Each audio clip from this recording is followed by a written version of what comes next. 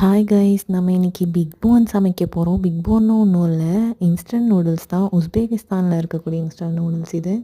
இதுலேயே வந்து உங்களுக்கு வெஜிடபிள்ஸ் கொடுத்துருவாங்க, அப்புறம் ஒரு சாஸ் கொடுப்பாங்க. இவங்க ஊரில் கோய் அது பேர். சாஸோட அப்புறம் மசாலாவும் கொடுத்துருவாங்க. மூணும் போட்டு நம்ம இப்போ சமைக்க போகிறோம். அங்கே சுடு தண்ணி கொதிக்கிது. ஸோ நான் வெஜிடபிள்ஸ் போட்டேன் அதில். அடுத்து வந்து சாஸ் இருக்குது, மசாலா ஐட்டம் இருக்குது, இது ரெண்டும் போடணும். அதுக்கு முன்னாடி நம்ம வந்து நூடுல்ஸ் போட்டுடலாம்.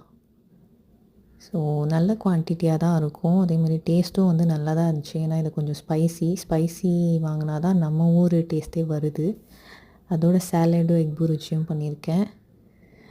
வாங்க, நூடுல்ஸை போட்டாச்சு, மசாலா போடுறோம். இந்த வெள்ளை கலர் மசாலா பார்த்தாலே உங்களுக்கு தெரியும் எந்த அளவுக்கு காரமாக இருக்கும்னு சொல்லிட்டு.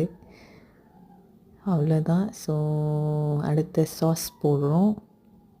சாஸும் ரொம்ப ஸ்பைஸியாலாம் இருக்காது, பட் இதுதான் வந்து உங்களுக்கு கொஞ்சம் ஸ்பைஸ் கொடுக்கும் இந்த மொத்த டிஷ்ஷிலேயே. ஸோ ஃபுல் சாஸும் போட்டுட்டா தான் நம்மளுக்கு ஓரளவுக்கு கொஞ்சம் காரமாக இருக்கும். ஸோ போட்டாச்சு. அப்படியே கொஞ்சம் கொதிக்கட்டும், நல்லா வேகட்டும். சைடில் நான் ஆல்ரெடி வந்து சாலடும் ப்ரிப்பேர் பண்ணி வச்சுட்டேன். இது டின்னருக்கு.